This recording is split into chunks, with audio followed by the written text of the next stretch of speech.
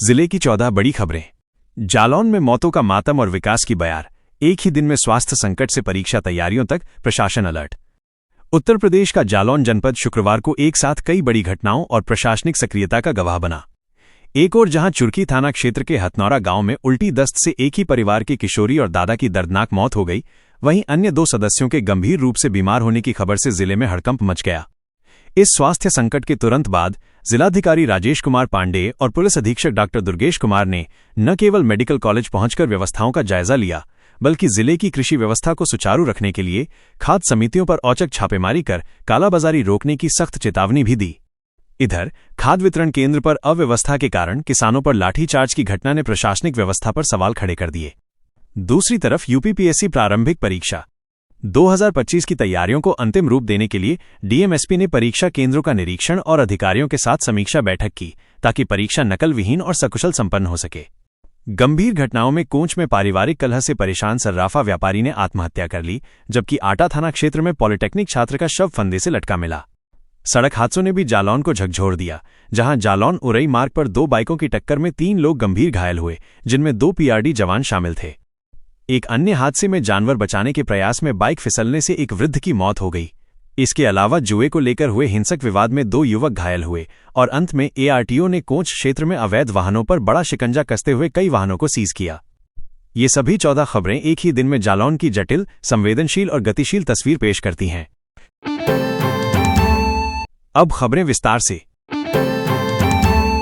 जनपद जालौन के चुरखी थाना क्षेत्र के हथनौरा गांव में शुक्रवार की सुबह एक ही परिवार पर दुखों का पहाड़ टूट पड़ा। उल्टी और दस्त, गैस्ट्रोएंटराइटिस के कारण कुछ ही घंटों के अंतराल में 16 वर्षीय किशोरी मोना और उसके 70 वर्षीय दादा शिव कुमार की मौत हो गई। इस हृदय विदारक घटना से पूरे गांव में शोक का माहौल है। बता दें कि हथनौरा निवासी दीपू दिल्ली में कार्यरत हैं, जबकि उनका परिवार गांव में रहता है। गुरुवार की रात अचानक किशोरी मोना को उल्टी दस्त की शिकायत हुई। परिजनों ने तत्काल स्थानीय डॉक्टर से उपचार कराया, लेकिन उसकी हालत में कोई सुधार नहीं हुआ। शुक्रवार सुबह जब परिजन मोना को उठाने कमरे में गए तो वो शौचालय में बेहोश मिली और कुछ ही देर में उसकी मौत हो गई। मोना की मौत के सदमे से परिवार उबर भी नहीं पाया था कि उसके दादा शिव कुमार की तबीयत भी बिगड़ गई। उन्हें भी उल्टी दस्त की शिकायत हुई और उन्होंने भी दम तोड़ दिया। इस त्रासदी के बाद परिवार के अन्य सदस्य भी इसकी चपेट में आ गए। 65 वर्षीय दादी सुशीला और 14 वर्षीय पौत्र तरुण की हालत भी खराब होने लगी। तरुण की गंभीर स्थिति को देखते हुए उसे तुरंत उरई मेडिकल कॉलेज में भर्ती कराया गया है, जहां उसका इलाज गहन निगरानी में जारी है। घटना की सूचना मिलते ही जिलाधिकारी राजेश कुमार पांडेय और पुलिस अधीक्षक डॉक्टर दुर्गेश कुमार ने मेडिकल कॉलेज पहुंचकर स्थिति का जायजा लिया।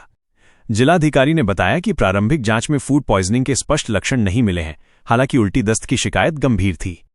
उन्होंने तुरंत गांव में स्वास्थ्य विभाग की टीम को भेजा है। स्वास्थ्य अधिकारियों के अनुसार ये मामला वायरल संक्रमण या गंभीर जलजनित बीमारी से संबंधित हो सकता है। टीम ने पानी, भोजन और अन्य संभावित कारणों की जांच के लिए आवश्यक नमूने एकत्र कर प्रयोगशाला में भेज दिए हैं। प्रशासन ने आश्वस्त किया है कि जांच पूरी होने के बाद ही मौत के सटीक कारणों का खुलासा हो पाएगा। वहीं जिलाधिकारी ने चिकित्सकों से चल रहे उपचार पर गहन चर्चा की और स्पष्ट निर्देश दिए कि मरीज के इलाज में किसी भी प्रकार की लापरवाही बर्दाश्त नहीं की जाएगी। उन्होंने किशोर को हर संभव बेहतर चिकित्सा सुविधा मुहैया कराने का निर्देश दिया। चिकित्सकों ने जिलाधिकारी को आश्वस्त किया कि किशोर की तबीयत अब स्थिर है और उसकी स्थिति में लगातार सुधार हो रहा है। डीएम राजेश कुमार पांडेय ने इमरजेंसी वार्ड, पीडिया वार्ड और अस्पताल के अन्य विभागों का भी निरीक्षण किया। उन्होंने अस्पताल परिसर में स्वच्छता, दवा वितरण प्रणाली, डॉक्टरों की उपस्थिति और मरीजों की देखभाल से संबंधित व्यवस्थाओं का बारीकी से मूल्यांकन किया।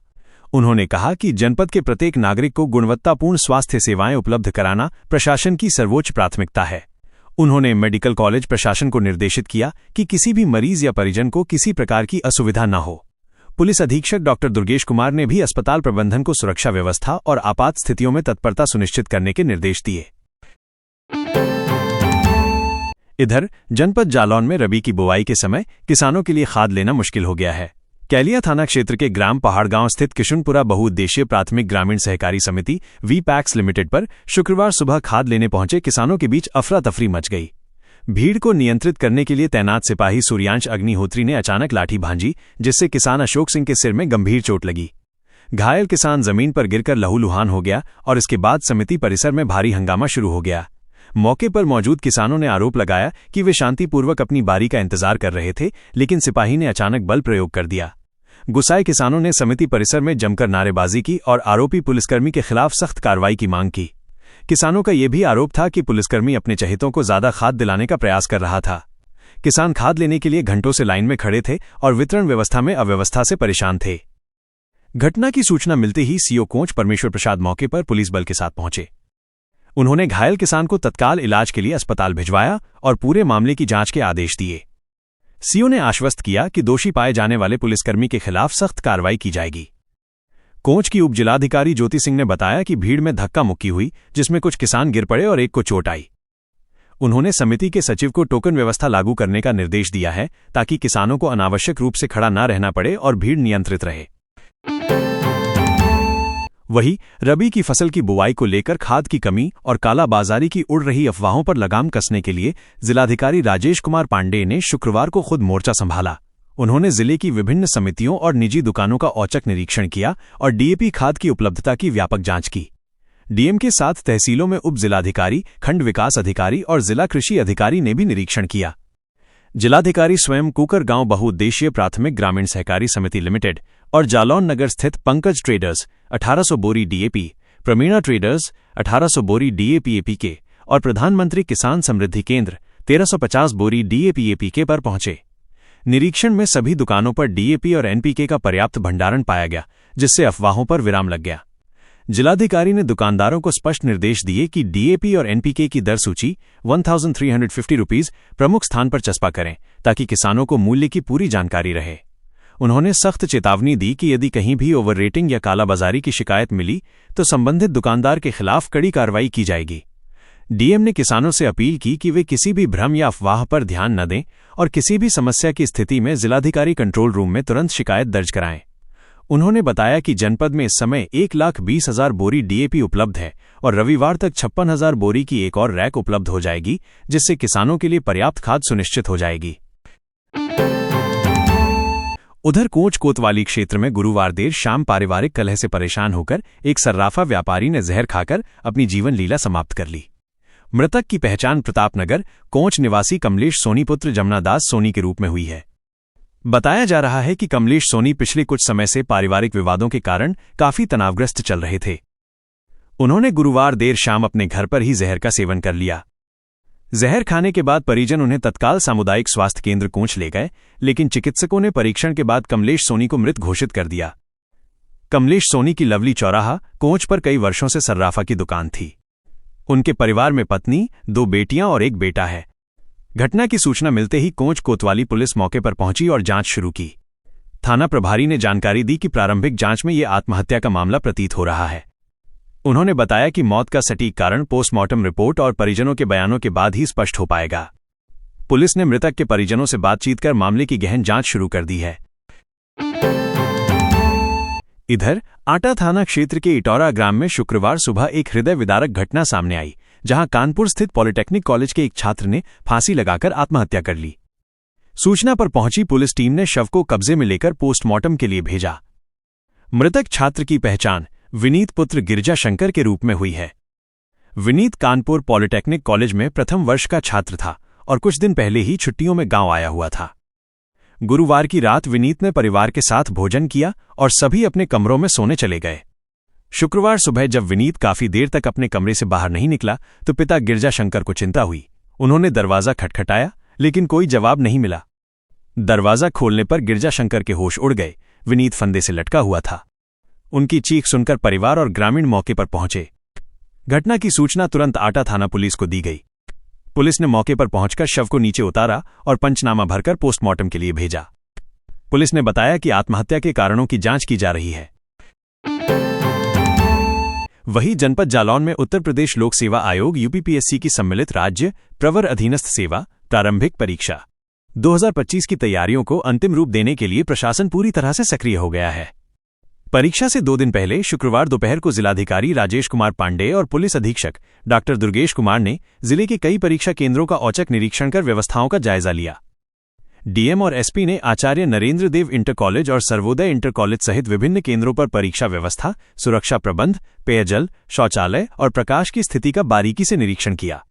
जिलाधिकारी ने केंद्र व्यवस्थापकों को स्पष्ट निर्देश दिए कि परीक्षार्थियों को कोई असुविधा न हो, इसके लिए सभी आवश्यक मूलभूत सुविधाएं समय पर सुनिश्चित की जाएं। डीएम राजेश कुमार पांडेय ने स्पष्ट किया कि नकल या अनुचित साधनों का प्रयोग करने वालों के खिलाफ सख्त कार्रवाई की जाएगी। उन्होंने बताया कि जनपद जालौन में कुल 13 परीक्षा केंद्र बनाए गए हैं, जहां लगभग 5088 अभ्यर्थी परीक्षा देंगे। ये परीक्षा 12 अक्टूबर को 2 पालियों सुबह 9:30 से 11:30 बजे और दोपहर 2:30 बजे से 4:30 बजे तक में आयोजित होगी। एसपी डॉक्टर दुर्गेश कुमार ने सुरक्षा व्यवस्था पर बल देते हुए बताया कि परीक्षा केंद्रों के 200 मीटर के दायरे में इलेक्ट्रॉनिक डिवाइस, मोबाइल फोन या फोटोकॉपी मशीन पर पूर्ण प्रतिबंध रहेगा। वहीं आगामी 12 अक्टूबर को होने वाली यूपीपीएससी प्रारंभिक परीक्षा को नकल विहीन और शांतिपूर्ण ढंग से संपन्न कराने के उद्देश्य से जिलाधिकारी राजेश कुमार पांडेय एवं पुलिस अधीक्षक डॉक्टर दुर्गेश कुमार ने कलेक्ट्रेट सभागार में संबंधित अधिकारियों के साथ एक महत्वपूर्ण समीक्षा बैठक आयोजित की। जिलाधिकारी ने सभी अधिकारियों को अपने दायित्वों का भलीभांति निर्वहन करने के निर्देश दिए और चेतावनी दी कि किसी भी प्रकार की लापरवाही या उदासीनता बर्दाश्त नहीं की जाएगी। उन्होंने निर्देशित किया कि रेलवे स्टेशन व बस स्टैंड पर हेल्प डेस्क स्थापित किए जाएं ताकि परीक्षार्थियों को आवागमन में सहायता मिल सके।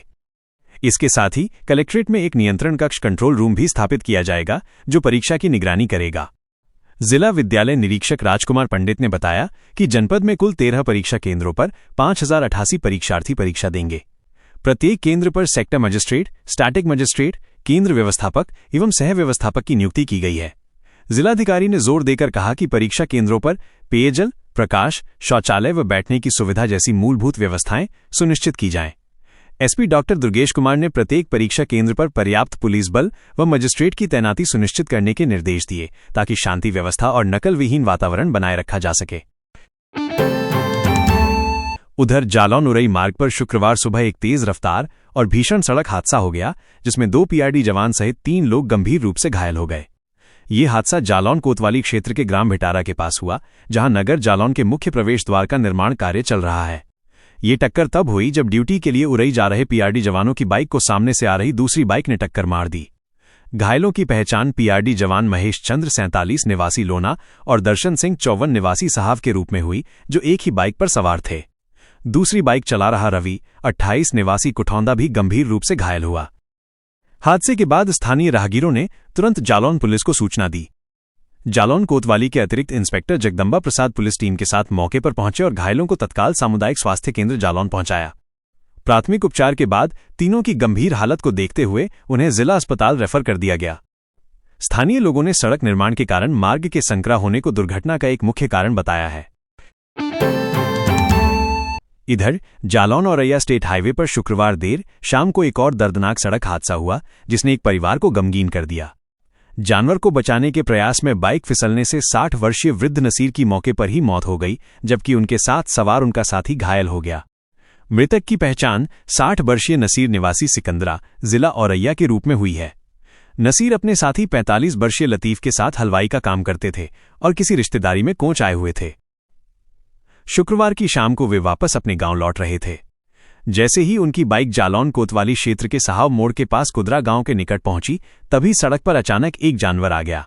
जानवर को बचाने के प्रयास में बाइक असंतुलित होकर जोरदार ढंग से फिसल गई। हादसे में नसीर सड़क पर गिरते ही गंभीर रूप से घायल हो गए, जबकि उनका साथी लतीफ भी जख्मी हुआ। राहगीरों ने तुरंत पुलिस को सूचना दी और ऑटो की मदद से दोनों को सामुदायिक स्वास्थ्य केंद्र जालौन में भर्ती कराया। हालांकि अस्पताल पहुंचने पर डॉक्टरों ने नसीर को मृत घोषित कर दिया। पुलिस ने शव को कब्जे में लेकर पोस्टमार्टम के लिए भेज दिया है और परिजनों को हादसे की सूचना दी गई है। घायल लतीफ का इलाज जारी है और उसकी हालत स्थिर बताई गई है। वहीं कोंच के जयप्रकाश नगर में गुरुवार देर रात जुए के खेल को लेकर हुए विवाद ने हिंसक रूप ले लिया। जुए को लेकर मना करने पर 2 पक्षों में पहले कहासुनी हुई, जो देखते ही देखते मारपीट और खूनी संघर्ष में बदल गई। इस हिंसक झड़प में लाठी डंडे का इस्तेमाल किया गया, जिससे 2 युवक गंभीर रूप से घायल हो गए। घायलों की पहचान प्रदीप यादव और सुमित यादव निवासी जयप्रकाश नगर के रूप में हुई है। दोनों को सिर और शरीर के अन्य हिस्सों में गंभीर चोटें आई हैं। सूचना मिलते ही डायल 112 पुलिस टीम और चौकी प्रभारी तत्काल मौके पर पहुंचे और स्थिति को नियंत्रित किया। घायलों को तुरंत सामुदायिक स्वास्थ्य केंद्र कोंच ले जाया गया। प्राथमिक उपचार के बाद उनकी गंभीर हालत को देखते हुए उन्हें जिला अस्पताल जालौन रेफर कर दिया गया। स्थानीय लोगों के अनुसार विवाद की शुरुआत जुए का खेल बंद कराने को लेकर ही हुई थी। घटना के बाद क्षेत्र में तनाव और दहशत का माहौल है। पुलिस ने मामले का संज्ञान लेते हुए एफआईआर दर्ज कर ली है और आरोपी पक्षों की तलाश में जुटी है। वहीं कोच में ही सड़कों पर अवैध रूप से संचालित हो रहे वाहनों के खिलाफ सहायक क्षेत्रीय परिवहन अधिकारी आटो विनय कुमार पांडेय ने शुक्रवार की सुबह करीब 10 बजे कोच ब्लॉक क्षेत्र में एक बड़ी कार्रवाई को अंजाम दिया। ये औचक अभियान मार्कंडेश्वर तिराहा से लेकर नदी गांव रोड तक चलाया गया, जिससे अवैध वाहन चालकों में हड़कंप मच गया। कार्रवाई के दौरान एआरटीओ टीम ने बिना वैध कागजात के सड़कों पर दौड़ रहे वाहनों पर शिकंजा कसा। टीम ने मौके पर ही एक ट्रक, एक लोडर और एक ऑटो को सीज कर दिया और उन्हें मंडी चौकी में खड़ा कराया गया। इसके अलावा यातायात नियमों की अनदेखी करने वाले 2 अन्य वाहनों के चालान भी काटे गए। एआरटीओ विनय कुमार पांडेय के अचानक शुरू हुए इस अभियान से कई वाहन चालक अपनी गाड़ियों को मौके पर ही छोड़कर इधर उधर भागते नजर आए। एआरटीओ ने स्पष्ट रूप से कहा कि किसी भी सूरत में अवैध रूप से वाहनों का संचालन नहीं होने दिया जाएगा। उन्होंने चेतावनी दी कि नियमों का उल्लंघन करने वालों के खिलाफ ये अभियान लगातार चलता रहेगा और कड़ी कार्रवाई की जाएगी, ताकि परिवहन व्यवस्था सुचारू और सुरक्षित रहे। वहीं जनपद जालौन की डकोर विकासखंड स्थित ग्राम पंचायत बरहा से होकर बहने वाली नून नदी पर बना रपटा पुल इस समय बड़े खतरे का सबब बन गया है। लगातार अधिक वर्षा और जल प्रवाह के कारण पुल के दोनों छोरों से मिट्टी का तीव्र कटाव हो गया है, जिसके चलते पुल का लगभग 50 मीटर क्षेत्र अत्यंत जर्जर स्थिति में पहुंच गया है। ग्रामीणों ने जिलाधिकारी को पत्र लिखकर तत्काल मिट्टी भराव और सुदृढ़ीकरण का कार्य कराने की मांग की है, ताकि किसी भी समय होने वाले बड़े हादसे को टाला जा सके। ग्रामीणों द्वारा जिलाधिकारी को सौंपे गए सामूहिक आवेदन पत्र में बताया गया है कि पुल के दोनों छोर से कटाव इतना अधिक हो गया है कि इस मार्ग से आवागमन पूर्ण रूप से बाधित हो गया है। ग्रामवासियों को अपने खेतों तक पहुंचने में गंभीर कठिनाइयों का सामना करना पड़ रहा है। स्थानीय किसानों ने चिंता व्यक्त करते हुए कहा कि मार्ग क्षतिग्रस्त होने से उनकी रबी की फसल, तुड़ाई बुवाई और अन्य आवश्यक कृषि कार्य सीधे तौर पर प्रभावित हो रहे हैं। ये पुल किसानों और ग्रामीणों के लिए एक महत्वपूर्ण संपर्क मार्ग है, जिसका टूटना उनकी आजीविका पर सीधा असर डाल रहा है। आवेदन में स्पष्ट किया गया है कि पुल के किनारे का करीब 50 मीटर का क्षेत्र पूरी तरह से कटाव की चपेट में है। गहरी दरारें और धंस चुकी मिट्टी के कारण पुल कभी भी ढह सकता है, जिससे जान माल का नुकसान हो सकता है। समस्त ग्रामवासियों ने जिलाधिकारी महोदय से अपील की है कि संबंधित विभाग को तत्काल निर्देशित किया जाए, ताकि मिट्टी भराव और पुल के सुदृढ़ीकरण का कार्य शीघ्र शुरू हो सके। ग्रामीणों का कहना है कि जब तक आवागमन सुचारू नहीं होता, तब तक उन्हें राहत नहीं मिलेगी। ग्रामीणों ने चेतावनी दी है कि यदि जल्द ही इस ओर ध्यान नहीं दिया गया तो स्थिति गंभीर हो सकती है। जनपद के सभी किसान भाइयों से अपील है कि हमारे यहाँ मुख्य बाजार, कस्बों, सभी जगह निजी उर्वरक विक्रेताओं के यहाँ, लाइसेंस डीलर के यहाँ 80,000 बोरी डीएपी उपलब्ध है, फास्फेट उपलब्ध है। अतः आपसे अनुरोध है कि आप उन्हीं दुकानों से खाद लें जहाँ डीएपी उपलब्ध है, और जो लाइसेंसी हैं ये खाद भी जिलाधिकारी के द्वारा ही समिति को आवंटित की जाती है और दुकानों को आवंटित की जाती है। दोनों खाद एक है, इसलिए कोई भ्रम में न रहें कि समिति की खाद दूसरी है और निजी दुकान की खाद दूसरी है। क्रिवको की खाद भी निजी दुकानों पर उपलब्ध है, आईपीएल और भारत डीएपी भी उपलब्ध है। तो इसलिए समिति में लाइन लगाने के बजाय दुकानों पर जाएं और वहां से भी खरीदें। क्वालिटी दोनों की एक है, दर एक है। 1350 रुपये में लोगों ने बोर्ड लगा रखे हैं, मैंने सब जगह बैनर लगवा दिए हैं कि उससे एक नया पैसा भी अगर कोई ज़्यादा लेता है तो तत्काल कलेक्ट्रेट कंट्रोल रूम को सूचित करें, और अधिकारियों की उपस्थिति में दुकानों पर जो है खाद वितरण कराया जा रहा है। कर्मचारी लगाए गए हैं। ऐसा भी नहीं है कि आप जाएंगे तो वहाँ कोई आपके साथ जो है वो अदर उसका वो होगा, व्यवहार होगा।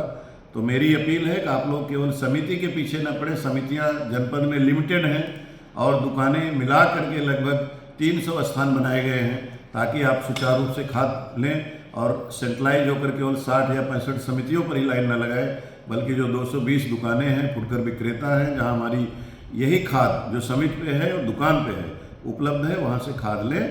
और मेरे पास अभी डीएपी का पर्याप्त भंडार है। 1000 मीट्रिक टन खाद आज हमने सब समितियों को अलॉटमेंट भेजा हुआ है, और इसके अलावा 1000 अभी हमने और रिजर्व में रखा हुआ है, जो मंगल बुध को हम जारी करेंगे। इसके अलावा अभी 2 रैक इफ्को की और आ रही है जनपद में। तो डीएपी की कहीं किसी प्रकार से कोई कमी नहीं है। किसी के उकसावे बहकावे में आकर के सवेरे से जा कर के लाइन न लगाए। अभी धान खड़ा हुआ है, अभी पलेवा नहीं हुआ है। तो आज मैंने जब किसानों से संवाद किया तो किसानों द्वारा बताया गया कि अभी ले जा करके रखेंगे, अभी तो वो पलेवा करेंगे, फिर विक्रय करेंगे। तो आप आराम से अपने टोकन सिस्टम भी लागू किया हुआ है, ताकि आप सुचारू रूप से खाद ले सकें। धन्यवाद। ठीक, अस्पताल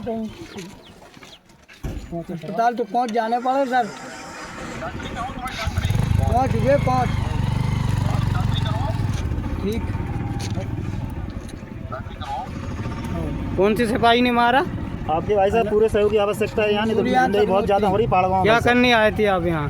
हम बैंक में खाद लेने आए थे। कौन सी सहकारी समिति है? किशनपुरा सहकारी समिति। पहाड़ गाँव। हाँ। ठीक है। हरौन जनपद में कुल 12 अक्टूबर को जो है 13 परीक्षा केंद्रों पे परीक्षा होगी। इसमें 5088 परीक्षार्थी सम्मिलित होंगे और यह परीक्षा 2 पालियों में होगी, एक 9:30 से 11:30 और इसके बाद 2:30 से 4:30 बजे। और कुल मिलाकर के अच्छे प्रबंध किए गए। मेरे और पुलिस अधीक्षक महोदय के द्वारा परीक्षा केंद्रों का भ्रमण कर लिया गया है और जो बचे हुए थे आज 2 परीक्षा केंद्र का और भ्रमण कर लिया गया है। रेलवे स्टेशन से लेकर के बस स्टेशन तक सभी तैयारियां मुकम्मल करा ली गई हैं। परीक्षार्थियों के ठहरने के लिए संकेतक लगा दिए गए हैं और परीक्षा केंद्रों पर जाने के लिए भी कर दिया गया। रेस्टोरेंट और रिक्शा इन सब का किराया सिटी मजिस्ट्रेट सिटी द्वारा निर्धारित करा दिया गया है। कुल मिलाकर के यातायात प्रबंधन की दृष्टि से उनको पहुंचने में कोई कठिनाई ना हो, ये सब व्यवस्था सुनिश्चित कराई गई है। परीक्षा केंद्रों पर पहुँचने के बाद जो निर्देश है परीक्षा शुरू होने से पहले, परीक्षा के दरमियान और परीक्षा के बाद में उन सब से उनकी ब्रीफिंग की जा चुकी है। सेक्टर मजिस्ट्रेट, जोनल मजिस्ट्रेट, कक्ष निरीक्षक, इनकी भी डीब्रीफिंग हो चुकी है। जिला प्रशासन, पुलिस प्रशासन परीक्षा कराने के लिए बिल्कुल तैयार है और हम लोगों ने सतर्कता पूरी बढ़ा दी है। 200 मीटर के दायरे में किसी भी प्रकार की इलेक्ट्रॉनिक डिवाइस, कोई फोटोकॉपियर मशीन या किसी तरह का वो कोई नहीं ले जा सकेगा, पूरा प्रतिबंधित रहेगा। इसके अलावा परीक्षा केंद्र पर केंद्र व्यवस्थापक को छोड़ करके जिनको मैंडेटरी है, किसी के पास भी कोई इलेक्ट्रॉनिक डिवाइस या मोबाइल नहीं होगी। सभी को जो आयोग द्वारा निर्गत निर्देश हैं, नवीनतम अनुदेश हैं, उनसे भली भांति उनको पढ़ा करके उनको परिचित करा दिया गया है। उन्होंने सब उसका समग्रता में अध्ययन कर लिया है। निश्चित रूप से पूर्ण पारदर्शी और निष्पक्ष नकल विहीन परीक्षा जो है उड़ई में संपन्न होगी, इसीलिए प्रशासन संकल्पबद्ध है और ये शासन की सर्वोच्च प्राथमिकता है। कितने सर अभ्यर्थी जो हैं इस बार? ये 5088 अभ्यर्थी जो है यहाँ के लिए सूचीबद्ध हैं। उनको 13 परीक्षा केंद्रों पे परीक्षा देनी है, 2 पालियों में। इसमें ये सुबह 9 बजे के पास हमारे पास सूचना मिली थी और लाए गए थे। इसमें 2 पुलिस वाले हैं, कांस्टेबल संभवतः पीआरडी। तो पीछे से किसी शराबी ने जो है, शराब के एकदम नशे में धुत थे, वो भी आया, उसने पीछे से टक्कर मारी उनको, जिसके कारण एक व्यक्ति के पैर में गंभीर चोट आई और एक में शारीरिक पेन और अभी एक्सरे के बाद पता चले क्या है। और शराबी का भी इलाज किया जा रहा है, काफी नशे में है, जगह जगह उसके भी चोटें हैं। उनके परिजनों को बुलाया गया है। हमारा नाम और हम लोग आए हुए हैं ग्राम पंचायत बरहज आलम से। क्या हम मामला? ग्राम पंचायत से ग्राम प्रधान है। क्या मामला डीएम साहब के यहाँ? मामला ये हमारे ग्राम पंचायत से नून नदी निकली हुई है और उस पार हमारे ग्राम वासियों की खेती पड़ती है, तो हम लोगों को काफ़ी खेती करने के लिए परेशानी का सामना करना पड़ता है। और समस्या ये है हम लोगों की कि जो नून नदी पे जो पुल बना हुआ है, रफ्ता हमारा काफ़ी समय पुराना है, तो उस रफ्ते के 50 मीटर लगभग इधर और उधर, इस साइड और उस साइड कच्चा था और उस पर अधिक बारिश होने के कारण पूरा रास्ता क्षतिग्रस्त हो गया है। और उस पर जो पहले बुंदेलखंड एक्सप्रेस भी बना था, तो बुंदेलखंड एक्सप्रेस वालों ने कुछ ख़राब कर दिया और हम लोगों को आशा बनी थी कि बुंदेलखंड वाले जो अपना सर्विस रोड बना रहे हैं उस पर पुल बनाएंगे, लेकिन उन्होंने ऐसा नहीं किया। हमारा जो पुराना रास्ता था उसे भी ख़राब कर दिया, एक पुलिया भी क्षतिग्रस्त कर दी, जिससे हम किसानों को अपनी फसल उगाने के लिए काफ़ी परेशानी का सामना करना पड़ रहा है। नून नदी के उस पार जाने के लिए लगभग हम लोग 20-25 किलोमीटर घेर के जा पाते हैं। किसी किसान की एक या 2 बीघा खेती है तो उसको कम से कम 2-3 हज़ार का डीजल बार करके फिर उस खेती को कर पाते हैं। तो हम सभी किसान बहुत ज़्यादा परेशान हैं और आज यहाँ आए हुए हैं इसी समस्या को लेकर। तो जो पुल बना है उससे निकल नहीं पाते? पुल बना है लेकिन उसके दोनों तरफ जो मिट्टी थी वो काफ़ी गीली हो गई और क्षति मतलब इतना गिलाव हो गया उसके, उसमें मिट्टी अगर पड़ जाए तो वो सही हो जाएगी। तो मिट्टी डलवाना चाहते हैं आप? मिट्टी डलवाना चाहते, मिट्टी के बाद हम सोच रहे हैं कि अगर 100 मीटर या 50 मीटर उस पर सीसी हो जाएगी तो हम लोगों की हमेशा के लिए समस्या खत्म हो जाएगी। जरूरी सूचना, कृपया ध्यान से सुनें। अगर आपको हमारा काम, हमारी मेहनत, हमारी पत्रकारिता अच्छी लगती हो तो कृपया वीडियो को लाइक और शेयर करें। अगर आप ये समाचार फेसबुक या इंस्टाग्राम पर देख रहे हैं तो हमें फॉलो जरूर करें और यूट्यूब पर देख रहे हैं तो चैनल को सब्सक्राइब करें। आप हमारे व्हाट्सएप चैनल से भी जुड़ सकते हैं। आप हमारे व्हाट्सएप नंबर 9795212081 पर हाय या हेलो लिखकर मैसेज करें। मैसेज करते ही आपको चैनल लिंक मिल जाएगी, उसे क्लिक करके चैनल को फॉलो करें। आपको बता दें, व्हाट्सएप चैनल पर किसी को भी किसी का नंबर नहीं दिखता है, चैनल ऑनर को भी नहीं। तो सबसे फास्ट और लेटेस्ट अपडेट पाने के लिए तुरंत हमारे व्हाट्सएप चैनल को ज्वाइन करें। पूरा समाचार देखने के लिए आपका बहुत बहुत धन्यवाद। आभार। नमस्कार।